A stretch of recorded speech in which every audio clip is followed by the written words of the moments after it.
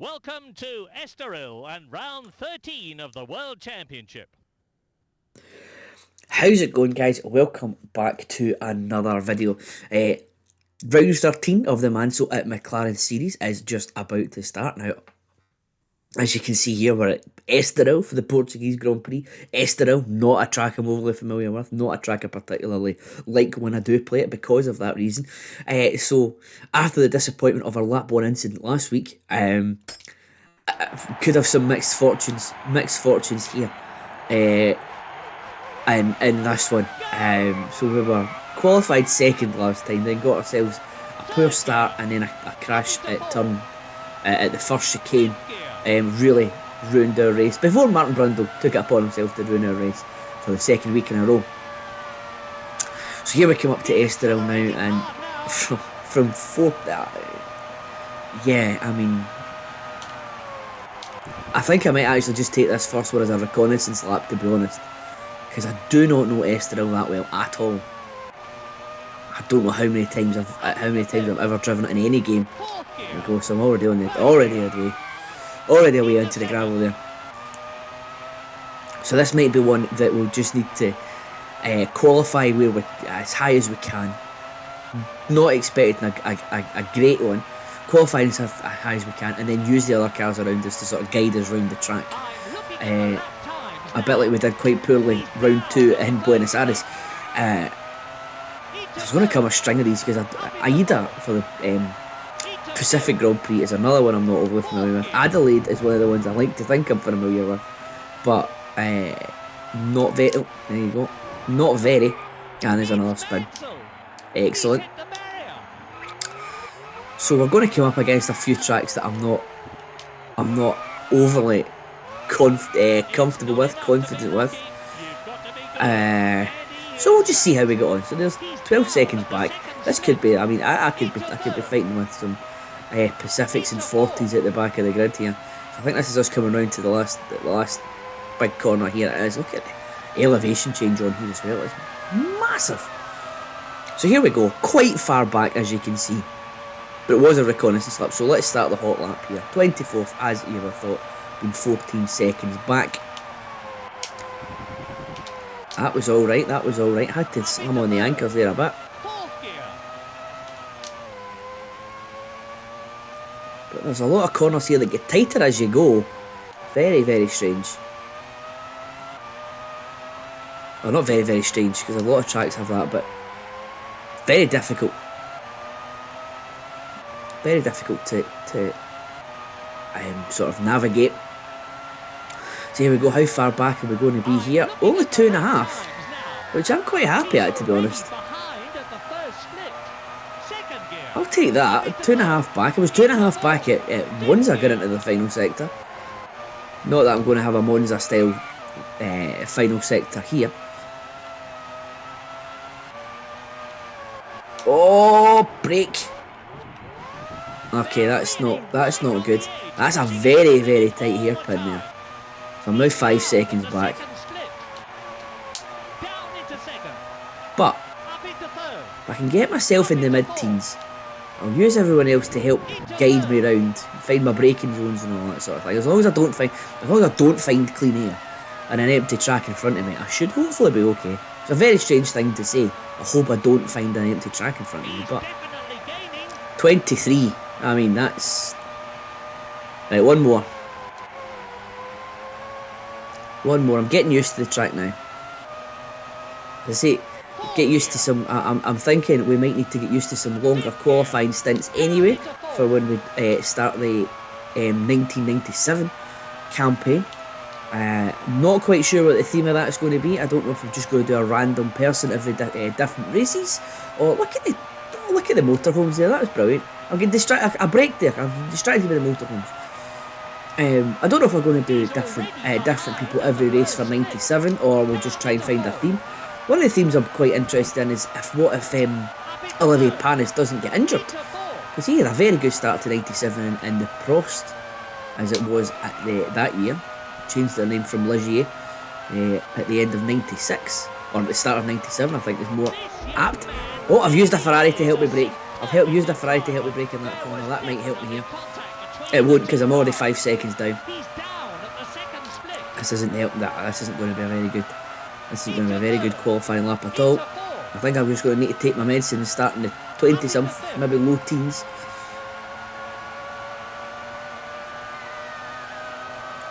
Yes, so the theme for 97 is still to be decided. 23rd, I think that's as good as I'm going to get here. But there will be a 97 season. So here we go. Let's see the top of the grid that I am not at here. So DC with another pole position, followed by Hill ahead of Schumacher and Berger. So Hill looking to extend his lead at the top. He needs to beat Schumacher again after his pointless finish last time out. Then there's Frentzen and a good result for the Sauber, and Johnny Herbert in 6th, Johnny Lacey in 7th, Rubens Barrichello in 8th. Then there's Martin fucking Brundle in 9th. 10th is Eddie Irvine. His performances have slacked in the second half of the season. Then there's Olivier Panis and Mika Hakkinen, our teammate, in 12th.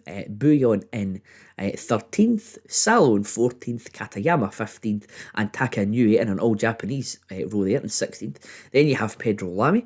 You have Luca Bador in 18th and 17th, 18th in the Minardis. And then you've got the footwork of Max Pappas, Montamini in his Pacific in 20th. Double 40, 21 and 22, Deniz from Moreno. Then you have us in 23, and the world's slowest man, Jean-Louis Delatraz, in his Pacific there. I would have been very, very disappointed if I didn't beat Delatraz, one of the slowest men ever in Formula 1 history. And I'm away. Yes, I'm thinking that was probably always going to... I should have definitely not finished 24th. I'm already up to 17th before I'm hit by a footwork. So I'm doing. I mean, 17th is a good start here. As I say, the car has got quicker over this. I don't know if that's built into the game or it's just me being a slightly more proficient with the control of the car, being a slightly more patient and etc etc. But I'm up to 14th. The car has definitely been better over the course of the season as we've gone on. We've got two Legers in front of us. They were up to the... let's see if that was Martin Brundle again, honest to goodness. So I'm up to 12th already. I mean, that is an excellent start. I mean, the McLaren, to be honest, should be quicker than the cars round about there. However, car park. So I'm up to 11th now. The McLaren should be quicker than the cars at the back of the grid. I didn't think it was going to be as quick to shoot me up from 23rd to possibly the top 10 by the end of the first lap. So here we go. So there's Hakkinen, there's Herbert. Oh no, that's not Herbert, that must be Eddie Irvine, sorry. I get mixed up with the colourful cars on here. So I'm going to need to stop here. I was in the inside, I was in the wrong place there. A bit of wacky races in front of us there. Eddie Irvine has just knocked Mika Hakkinen. He just ran right into him. So he's taking it. I mean, I'll take advantage of that, but he just ran right, it just drove right into him.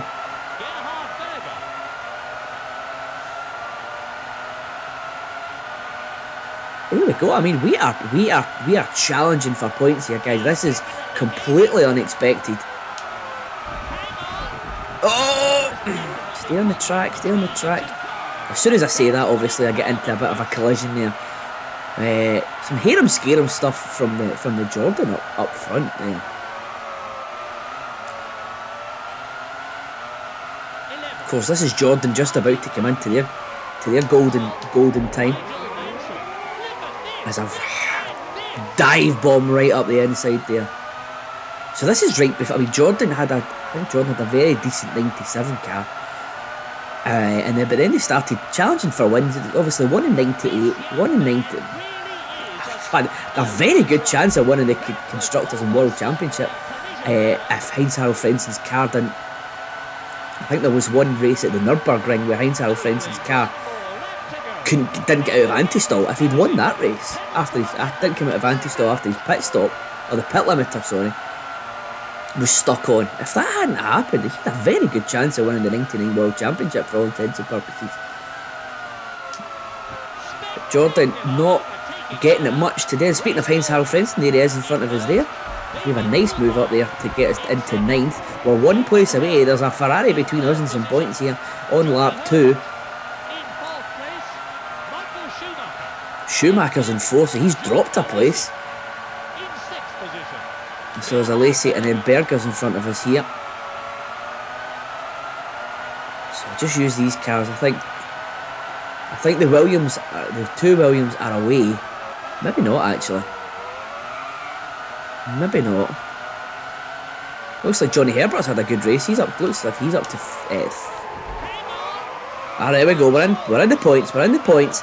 Can we get something else? Can we get something else here? Have we got the inside of a Lacey?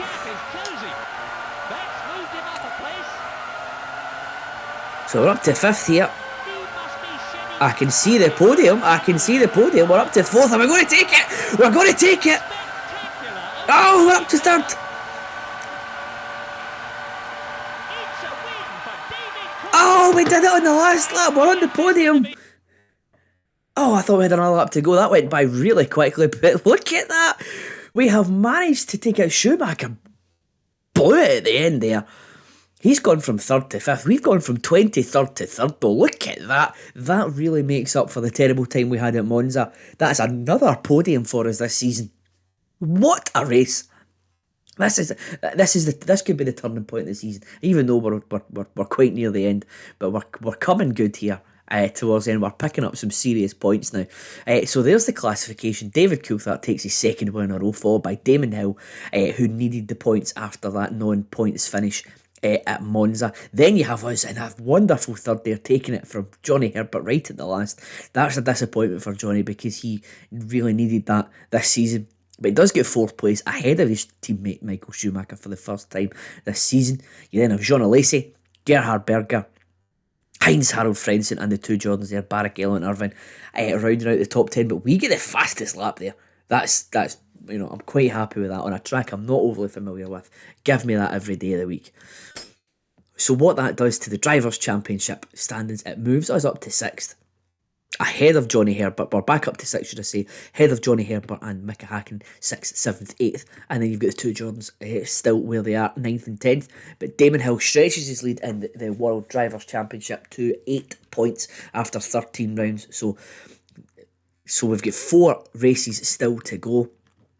And it's still possible that DC could overtake Michael Schumacher as well. He's only 7 points behind him, so all to play for in the World Drivers' Championship. I don't think DC's going to overtake Damon Hill in the points, or even will Williams let him do that? I don't think so, because Damon's got a commanding lead at the top there. But you've got the 2 Ferraris behind there, Berger and Alesi. Then you've got us in 6th place, as we said. And what that does to the Constructors' Championship, again, Williams running away with it. Johnny Herbert starting to score points now, but it's too little too late for Benetton. Ferrari can still catch them up. And then we're sort of cemented ourselves in 4th place there, ahead of Jordan and Ligier still down the bottom with their solitary point for the season. So that's going to be us buzzing for that one. What a race that was. That was an excellent. We came through the field fantastic there, getting our 2nd podium of the season after Monaco. So I'm quite happy. All the good performances coming too little too late, but again, we're going to finish the season strongly, hopefully. So until next week, I hope you've enjoyed this one as much as I have. But until next week, have a good one. I will see you for round 14.